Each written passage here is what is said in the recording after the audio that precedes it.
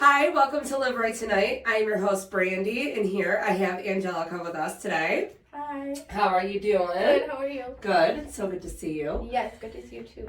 So, tell us about yourself before we get into it. I am Angelica. I'm a mom, a single mom of two girls, a 1-year-old and a 5-year-old. I'm a person in long-term recovery. I have 6 years clean. God willing, I'll have 7 in April.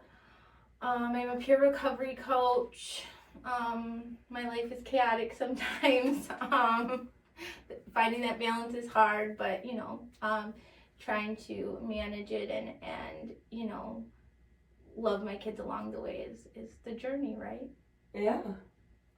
So, tell me, let's back up to when you were in your addiction. Mm-hmm. What was your drug of choice? Heroin and crack. Okay. Now, how long were you using? I started using heroin and crack at 19. I stopped using at 29. So about 10 years on and off. Okay. Some clean time spurts in between. So, when did you realize that you were hitting your rock bottom and that you needed to quit? Like, this was it? So my story is a little different. My rock bottom was when I was, I think about 27. I was selling myself for drugs. I became the person that I never thought I would be, because I started going to meetings at a very young age, and I sat next to women who, had done those things, and I was like, I'm never going to be like that. I'm better than that. You know what I'm saying? And I had become that person, and it wasn't what I was doing, it was who I was. You know what I mean? Like, I hated who I was. I could not do my makeup in the mirror with the light on. I could not look like a mirror. Nope, duck down. You know what I'm saying? And I just hated everything. And I woke up one day and I was like, I don't understand why I'm chasing something that doesn't make me happy, that doesn't make me laugh.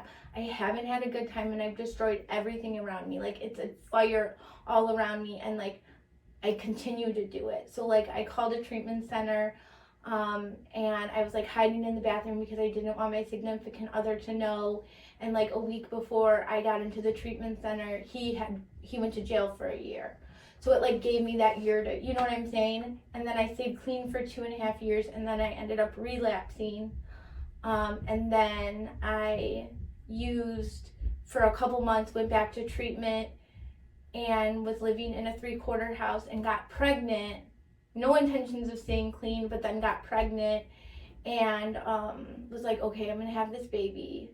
I don't know if I want to stay clean, but I'm going to stay clean through the pregnancy, because I wasn't physically addicted to anything at that point. And I was like, I'm going to stay clean, and then I'll give this baby to my mom, because I can't take care of a baby, you know what I mean? And somewhere along that way, I fell in love with the baby, and inside my stomach, and I fell in love with recovery again, and I've been clean ever since. That's awesome. Yeah. So my rock bottom was at a different point than when actually I got clean. Do you know what I'm saying? Yeah. So, with your significant other going to jail and being in jail for that year, now, did you guys maintain a relationship while I was in jail, or did you guys end it? No, we did not end it. I was telling everybody we did, you know what I'm saying? But I would go visit him. I would sneak out of my 3-quarter house to go visit him, and I wouldn't let go of the relationship. And not that he brought me back out every time, but the relationship did. I did as much as he did. You know what I'm saying? It was just an unhealthy relationship altogether. And he maintained going back out? Yeah. And then he would go back out, he would come back, and then when I got pregnant, I stayed clean. With him? Yes. And I stayed clean, and then he did not stay clean. He would come in and out, you know what I'm saying? But I never let go of the relationship. And then he passed away when I had 2.5 years clean, and my daughter was 1.5 years. From addiction? Yes. I'm sorry to hear that. Thank you. Yeah, that has to be hard, to be the strong parent and then just hoping maybe you can get it right like I did. Right. Maybe, Yeah. maybe something will kick in, and then losing that person, because relationships are hard. You stay into them even though knowing they're not the healthiest and they're toxic, and not even that, they can get you to that point of relapse and losing everything all over again. Yeah. And even the one that you were saying, or I'm just going to stay clean for the pregnancy. Right, and right, then, you know what right, I mean? But right. maintaining it and falling in love with it, and then still having the feelings for this individual, and it's sad because now she has to go without a father because of the addiction. Yep. But it's also, she's going to grow up to see that mom didn't stop. Mom kept fighting. Yeah. And not just for her, but for you. And now with your second child, is that someone in recovery as well? What, the dad? No, yeah. I was gonna say, no. So like, I've realized along this process, there's trauma that I need to heal. Do you know what I'm saying? I keep choosing the same people in different bodies. You know what I mean? So right now I'm in, because I've noticed that I want to break that that generational curse, and I can't do that without just stop using. You know what I'm saying? So I'm in trauma counseling. I go every Friday. You know what I mean? I'm doing a trauma group at church. All these things, because there's some stuff that like I need to heal in order to be like choose the best people. Do you know what I mean? Because I choose exactly the same person in a different body. You know what I mean? So it's not them, it's me, like playing the victim for a really long time, and then like being like, okay, wait, what are you doing? What do you need to fix? You know what I mean? So no, it's just the same thing. And like for that, from when he passed away until about a year and a half ago, like that time was just surviving. Because I wrote a letter to my daughter, a goodbye letter, left it on her dresser. Like I wanted to die. Like I was with this person on and off for 11 years. We had a daughter together. Like we were trauma bonded. You know what I'm saying? Like this was my person. He seen me at my worst. I thought that like that's what love was at the time. Do you know what I'm saying? So like just surviving and not using and not, committing suicide was that like a lot of healing from that didn't heal the inside of all the other stuff. Do you know what I'm saying? Absolutely. So it got put on the back burner, so now it's like up front. Gotcha. So now you're working on that process. Yes. And with your second child, is it the same father? No, he passed away. So she's only a year. Okay. So my oldest is 6. Her father died when she was a year and a half. So my youngest is a year. So her father's still alive. Oh, okay. Yeah. Okay. Is he in recovery? Yes. Okay. Yes. He is in and out. Do you know what I'm saying? Okay, so he keeps... Yeah. On the borderline. Yes. Falls back, comes back, falls back. He hasn't hit his, I'm done. Yeah. Fully. Hopefully, you know what I mean? I pray for his sake, you know what I mean? Because I don't want to have the same outcome, you know what I mean? I don't want that to be another one of my children's story, and I think that's what breaks my heart the most. I don't want to have to, tell your kids, another one, you know what I mean? Like, I don't want to have to do that, and that's just the reality of this disease, unfortunately. Absolutely. So. Now, for you, because you have to deal with all this, and you having to raise these 2 kids by yourself, and with all the trauma that you've gone through, and that is not like, oh, it's today's trauma day, or this is something that you deal with on a daily basis, and it comes whenever it wants, and it pulls you, because I know with trauma comes depression, and I'm very familiar with the depression. I'm very familiar with trauma and PTSD and whatnot. So going through all that, because dealing with trauma, it comes depression, PTSD, all of it. All of it comes. Yeah. Now, how do you go each day having to raise 2 kids and dealing with all that's just there, whenever it feels like kicking in and showing its ugly face, and being in recovery, because bottom line, this disease never ends. It's with you at all times. What do you do every day to make each day a successful day for you and your children? In your recovery, mostly. Yeah. I definitely stick to a routine for my kids because I think it's really important. And it's like doing those motions keeps my mind off things, you know what I mean? Just like, okay, you gotta go to work, then you gotta get home, you gotta make dinner, you gotta give them baths, then put them to bed, and then you can be sad. Do you know what I'm saying? Like, just putting on that, and don't get me wrong, I'm not always in the best mood when I feel like that, you know, when I feel, like me and my oldest daughter at the end of the night, we always say one thing that we need to work on and one thing, you know, we're grateful for that day. And you know, sometimes mine is, I need more patience with you guys, or I should have yelled this much, or do you know what I'm saying? And those are the days when I'm sad. Yeah. And it's just, it's really hard. It's hard, but I will say it's easier, and I know this sounds crazy, but it's easier with two. With my first daughter, it was a lot of, I'm not gonna lie, like laying in the bed, and you know what I mean? There wasn't a lot of routine, and it was just like me, but now there's two of them, you know what I mean? I can't just let them both run wild, you know what I'm saying? And I have a dog and a cat, you know what I mean? It's like a village now, you know what I mean? Right, it's not the one that you can just lay there and be like, go to sleep, and then be like, oh my God. Yes, exactly. You know, now it's like, okay, I got this one running around, this one just being good, and then I got these dogs and cats, like, what's going on? Yes. You know, it's hard to get, you know, and sometimes, and I'm not gonna lie, sometimes a lot of that chaos, to me it feels good, because I'm so much involved in the chaos, like, oh my God, calm it down. And, you know, like, I got 3 dogs, and hell, exactly. It's like having 3 kids. And especially my youngest is Siberian Husky. So, you know, and I hate to sit there and say, like, my dogs are like kids, but oh my God. No, I can understand. You know, I got my youngest dog sitting there grabbing things out of the sink, trying to run it outside, and getting in cupboards and, you know, whatever. And it's like a toddler. Yes. You know, it's just knows it's wrong, but still doesn't see a reaction. Yes. You know, and it's like, sometimes for me, I like that because it does get me out of it. You know, like when I do get into my depression, I got this asshole dog. And it's like, God, you know, and I'm, you know, yelling at him, Cyrus, and he's running out the door, and I'm trying to chase him for whatever is in his mouth at that moment. And it's like, breathe. I'm going to murder you, you know? But it literally got me out of my head, though. You know, so a lot of that, dealing with a daily of craziness is sometimes good. Yeah.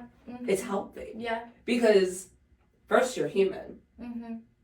So we know you're still human. Yeah. And you have reactions. And you're able to be like, all right, this is going on with me, but this has to be put aside because I can deal with this. Yeah. You know, and being in recovery and long-term recovery like you have been, and doing everything that you're doing, you're able to choose, okay, this needs a little extra time.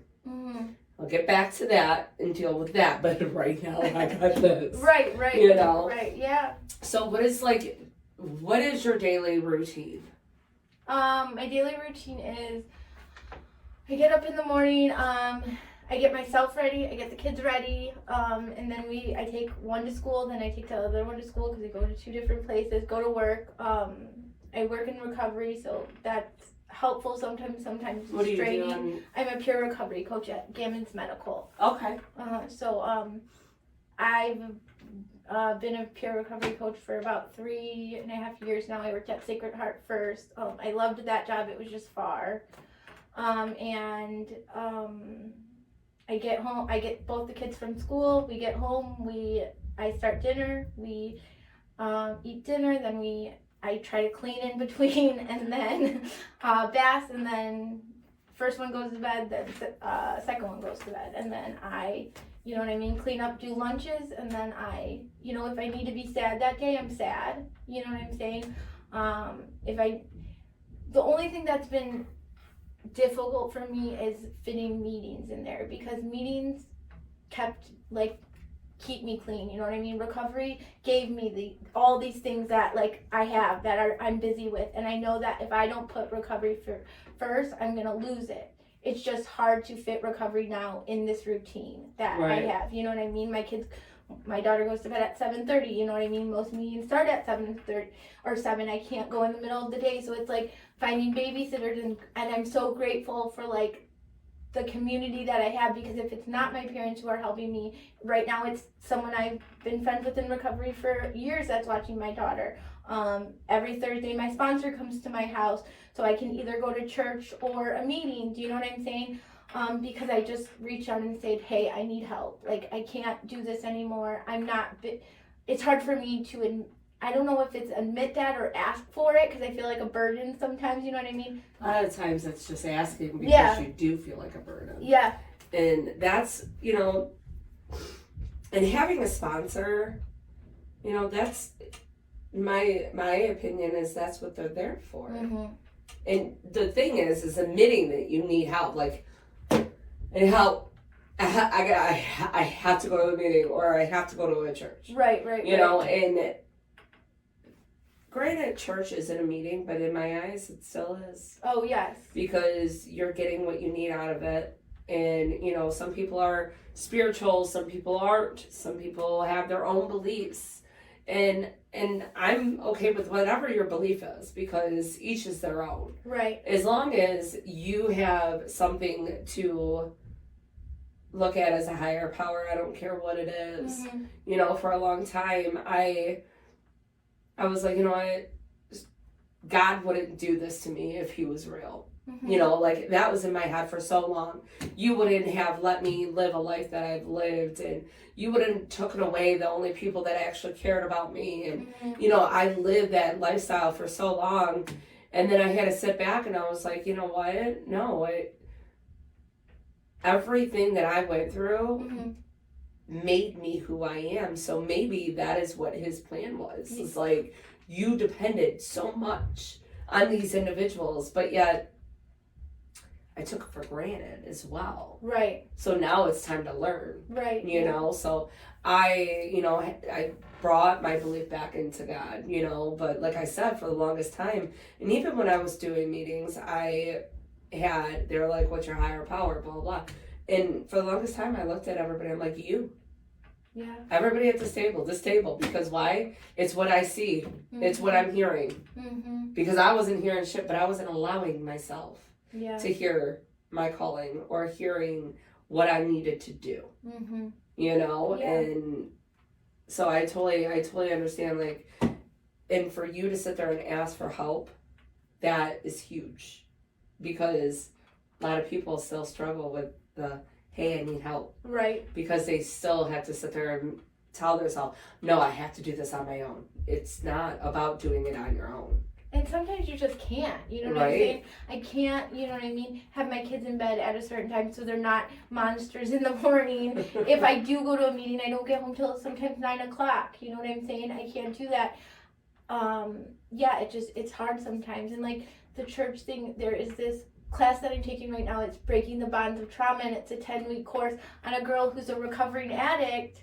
And like it's so weird. She took like some of the steps to put it in the weeks, and like the fourth week is basically the fourth step. And my mom's in the class with me, and she calls me and she's like, "They want us to write all our trauma down. I can't believe this." And I'm like, "Mom, I've done it 6 times." Like, you know what I'm saying? Like, I got this. Yeah, I'll help you. Yeah. She's like, "I'm gonna need a book." I'm like, "No, it's not that hard. Like, don't worry." You know what I mean?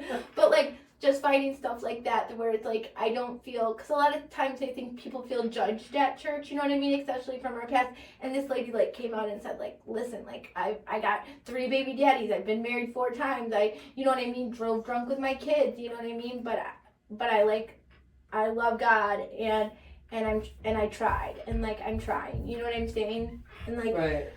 She put it really good, and I can't like remember what she said, but it was just like we have our own will, and like we tear up all the dirt and whatever, and God grows flowers from it, you know what I'm saying? Like you were saying, you know, he finds the goodness in the journey, you know what I mean? Yep.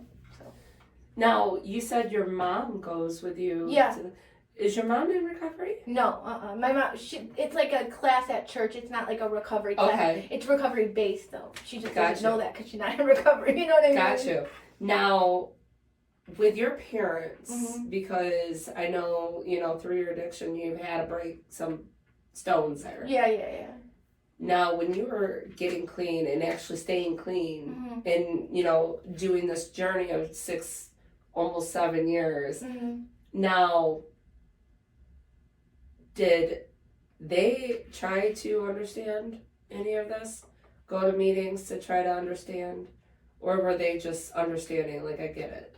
Well, my dad was an addict my whole entire life. Okay. He is not in... He's in his own pathway, you know what I mean? But he's been good for about 12 years.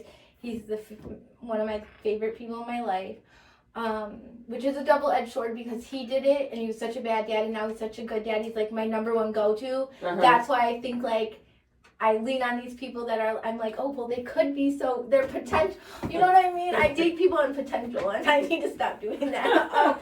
But anyways, and my mom, yeah, she went to all the rehab classes, you know what I mean? She went to, I don't think she's ever done Al-Anon, but like she's, gotten a counselor because of it. Like it was really tough for them. And you just don't realize that when you're out there. Like it's only affecting me, you know what I'm saying? I'm only hurting myself. And like I can't imagine my sister, this is gonna make me cry. She's 18 and she's applying for Michigan State and she wrote an essay on, it's called Why I'm Glad My Sister Did Drugs. And it's about, like, my addiction and how it affected her and why, like, my struggles helped her not get into drugs. And, like, she was 9 at the time. And, like, just hearing her saying, like, in the essay, like, she had me read it and it was, like, my mom called my dad and we found out my sister had, stopped breathing for 3 minutes. And, like, we thought she was dead and, all these things that, like, an 8-year-old girl, you know what I mean, is listening at the door to her parents' room to find out if her sister's alive. You know what I'm saying? Right. So, like, a lot of stuff, like, you don't realize affects people as much as it does because you're selfish out there. You know what I mean? Yeah. It's only affecting me. I'm only sticking this needle in my arm. I'm only, you know what I mean, doing this to me. I wasn't the one who stole from their parents. I wasn't the one that, you know what I mean, I stayed away. And it hurt them just as much, I think. You know what I mean? In a different way. Right. I, like, isolated from everybody in my family. I totally see that because of the fact that I was your little sister. Yeah. Watching my parents and my brothers all using, I'm just like, I don't want to be like you. Yeah. And then I totally see that. Yeah. And you have to be proud though, because it's like you woke her up, but yet her being proud of you and seeing it and seeing your journey and being like, I didn't want the addiction like you did, but seeing you survive and, doing all this, she has to be proud. Oh yeah, for sure. Yeah. And she said that in the essay. It's just, it was just hard to see. It's hard to read your story somebody else is telling out of their eyes. Exactly, because I didn't even know, and you know what I mean? 18-year-old girls are not the nicest always, and then, like, hearing all the night, like, she's the strongest person I know, and, like, you know what I mean, saying all this stuff, it's just, like, and then her validating a lot of my feelings, like, she said, like, I would always tell her, like, we have a different mom, like, of course, they were raised 18 years apart, I'm a different mom, 3 years apart. You know what I'm saying? You just learn more along the way. And she said, like, I never realized that until, just validating, it was just made me cry, the whole thing. But it was good. It was good. And I'm glad, like, she can learn from me because that's why I do what I do. You know what I mean? Right. Teach the struggles that you went through to somebody that is still struggling. Yeah, exactly. And being like, and that's the thing with, like, peer recovery coaches, you could tell them all that you've done, but it's just showing them the path that you're at. Yeah. Now, like, jump on board. Right. You can give them all the tools you possibly can. It's them using them. Yeah, exactly. Yeah. And that's awesome. So what did you say your clean time, what is that? April 29th. It's actually my sister's birthday, which is really strange. Oh, that's awesome, though. Yeah, and... It's like, happy birthday, I'm so clean. Yeah. And 2017. Yeah, 2017. That's awesome. Yeah, 2017. Okay. That is awesome. Thank you. For some of the viewers that don't know this, I've actually known her for over 15 years. I knew her in her addiction. And I will honestly say, like, I'm looking at you now and you just look absolutely gorgeous. Oh, thank you. You look so healthy. Thank you. Because you weren't the healthiest. Oh, no. You know, and I was scared for you. And when, you know, there was a couple of us that would hang out and I found myself passing it up because I didn't know what was going to be brought in through the night, you know, and to sit there and, you know, joining, you know, Live Right and, you know, finding a passion that I love and to help people and to hear, you know, all their struggles, but to sit there and see the beauty of them where they're at today, it's a blessing, you know. And for me to actually know you and to know when you were in your addiction state and to see you now, it's amazing. Like, you have no idea how proud I am of you. Oh, thank you. And then it was funny because, like, when I was telling you earlier, it was like, my mouth dropped when I was going through our, you know, the Live Right pages, and you were the, you know, the, what is it called? I can't even think of the name. It was Recovery of the Month. Oh, yes. You were Recovery of the Month, and I'm like, oh my God. I'm like, I know her. I'm like, she go here. And I was like, all right, I gotta figure it out. I gotta get with her, you know? And then it was just really nice to see because I'm used to seeing photos of people that, hey, they passed and this, but to sit there and see that you succeeded, that you were Recovery of the Month, and I'm like, so freaking proud. Like, I was so proud, and I was like, wow, to sit there and see someone that I knew that was struggling so bad, you know, and I knew you were going down the wrong way, and how am I supposed to help somebody that I'm still trying to help myself, right? You know, and I didn't know how to do it then, and like, but to sit there and see that you did it on your own, and you know, and we've been friends on Facebook, and I could see, but you know, Facebook, I just look at it as everybody can act some way, you know, nobody puts on there, I'm having this horrible day, you know, you just see the outline, you know, the outlook of everything. Nobody will post the bad, you know. Right. And so it's like, you never know what's behind photos or anything else like that. Right. Like, I'm guilty of, you know, smiling for a photo and being absolutely miserable in real life. Yeah. You know, so to actually see it and to hear the progress and everything you've done,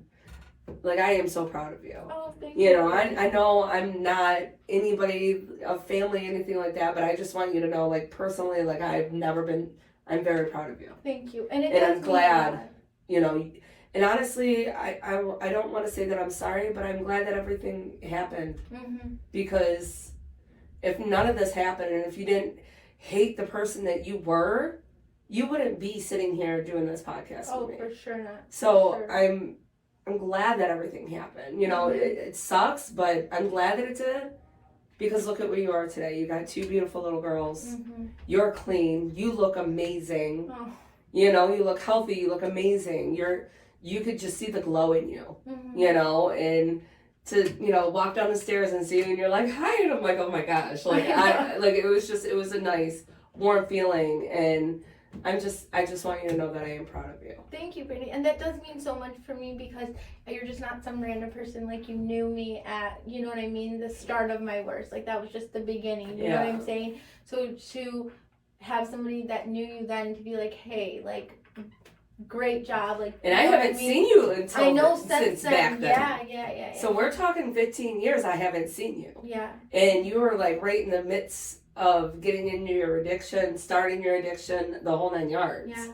You know, because I remember you coming into work, long sleeves and everything else like that, and I'm just like, oh boy, here we go. Yeah. You know, because we had, you know, there was another mutual friend that was struggling, which was one of my best friends. You know, and she's right now getting clean. And, you know, and the only thing I can honestly say is for everybody that I know that I watch struggling, you know, now I can say I'm here for you. I can help you. then I didn't know how to help. Yeah. Like, the only way I knew how to help was walk away. Right. And like, because I didn't know what to do. Yeah, and like, unfortunately, like, it's so good that you do know how to help, but like, I wasn't ready to be helped. Right. Do you know what I'm saying? Yeah, because you were just like, nope, this is it. This like, is what this is yeah. what I'm digging on. Yeah. You know, and I get that, and I, you know, because it wasn't that you were getting the high. Right. Because you were so in the know of it. And you saw it so bad, I saw it like, I'm good. Like, right. This is normal. Like, I'm maintaining, you know what I'm saying? Yep. Until it got, like, you know, out of control, it just, you thought it was maintaining it. And obviously you weren't, but you're like, well, I'm good. I'm stealing from my job. You know what I'm saying? I'm doing this, I'm doing that. Like, I got this. Yeah, I'm driving around with stolen plates on a car that, you know what I'm saying, with no heat in it. Like, I'm good. You know what I mean? Like, at least I'm not homeless. At least that, you know what I mean? You haven't hit those yet. You know, so nobody could have told me anything at that point. I know. Yeah. No, I just stole like $500 from work. I'm like, I got this. You want to go to the bar? Let's go. I'm like, oh boy, here we go. Can't go. I gotta go home. Forgot that I had to do something. Yeah, right. Don't know what, but I had to do something. But no, like, honestly, it is so great to see that, you know, you have achieved so much and doing so much and taking your sobriety and helping others, you know, because it's a lot to, you know, I watch it, you know, working here, I watch it. And to sit there and for somebody that is in sobriety and then trying to help somebody that's trying to get clean, it's just like, you know, it has to be biting my nails, you know, because you're just like, oh, gosh. You know, you see it, but, you know, I know some say that it's a reminder why they are doing what they're doing. And sometimes I always wonder, like, does it ever give you a trigger? No, definitely not. No. That's something I never asked, so yeah. I'm asking, does that give you a trigger? Not for me. Like, sometimes I'll, like, get into, like, when the client is, like, talking about something, and then I'll, like, start to reminisce in my head, you know what I mean? And then they'll say something, and I'll be like, oh yeah, their life, you know what I mean? It's like crap, you know what I'm saying? It's not, I know where it is, and they're never in, like, they never are happy or in a good place, or, you know what I'm saying? Right, so it just reminds you, like, hey, yeah. I know exactly, you know, like, the defeat and just hating life in general. Yeah, I think it's like the opposite almost, like a constant reminder. Why you know you're doing. I mean? Yes, exactly, why I don't pick up. Because I good. know I just can't, like, you know what I mean? For me, it's like more, I get triggered with drinking. I've never really been a drinker, you know what I mean? But that's what's fantasized on TV and, like, you know what I mean, Instagram and all these things. So I'm like, oh, maybe, like, I'll get a bottle of wine. Never drank wine in my whole life, you know what I mean? And I'm like, maybe I'll get a bottle of wine and I'll drink it, and, like, when the kids go to sleep like a normal mom, and then I'll be like, no, but then I'll go to the dope house because that's what I really want. So I'll just do that first, and then I will be selling my, you know, children's stuff to pay for my addiction, because I know that I'm not better than that. I know where it takes me. You know what I'm saying? So it's, my first thought is not to, like, use, like, you know what I mean, heroin or crack today, but it doesn't mean, like, it won't lead there if I use something else. You know what I mean? So Absolutely. So that's probably been the hardest part, just knowing, like, you're not normal. You can't just, like, drink wine, like, 'cause, you know what I mean? Right. Because you see, I'm like, it's so normalized, like, drinking a glass of wine. Oh, the kids, you know, are giving kids are in bed. Yes, drink a glass of wine. yes. Yeah, but at the same time, you also got to remember, when you sit there and you see all this, is it really just a glass of wine? No. How many bottles did you put in that bin before that glass of wine was posted? Exactly. You know what I mean? And when you're finished with that, even if it's just a glass of wine, when you're finished, you're not going to go to the dope house. I am. You know what I'm saying? Right. I don't like wine. You could be going to bed, but my ass is no. Yes. I'm like, oh, I gotta go to the store. Somebody watches kids. Yes, or I'll leave them at the store home. is down. Yes. You know, yeah. Like, I don't care at that point. You know what I mean? And I know I'm not better than that. I know, you know what I mean? I can say that all day, but if I pick up that first one, it's all over with. That comes first. And I don't want that to happen, so I'm not going to do that, you know? That's good. Yeah. Well, I know that you had to have somebody watch your little one for you to get here, so I don't want to keep you much longer. But I do want to say thank you for coming here, Oh, no, thank you for I having am again so proud of you. Oh, So proud of you, and you are doing an amazing job.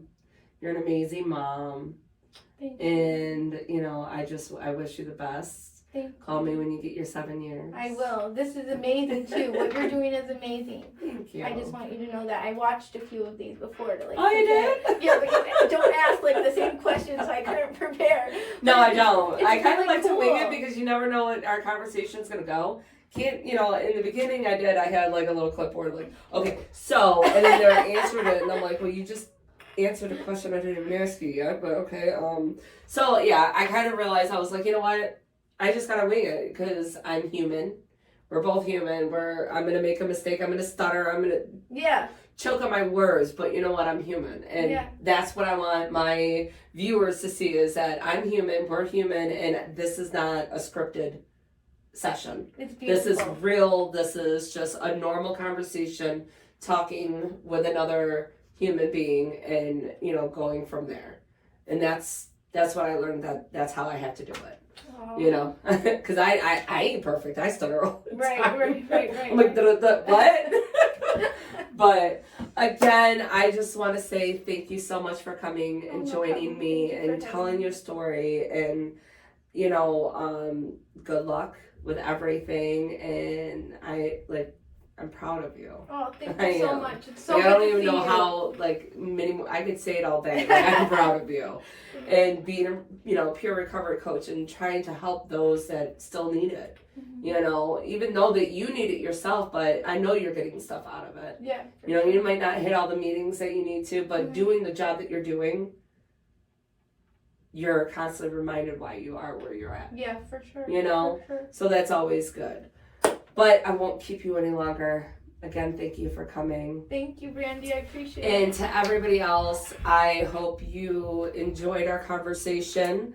And again, I just hope that, like she said, not every story is going to be the same, and everybody goes through more or less in their addiction, and it doesn't make anybody different because at the end of the day, you both have an addiction. You both have a problem, but it's listening to the solution on how to fix it and how to maintain staying clean every day. So I just want to say thank you for everybody watching, and you all have a blessed day.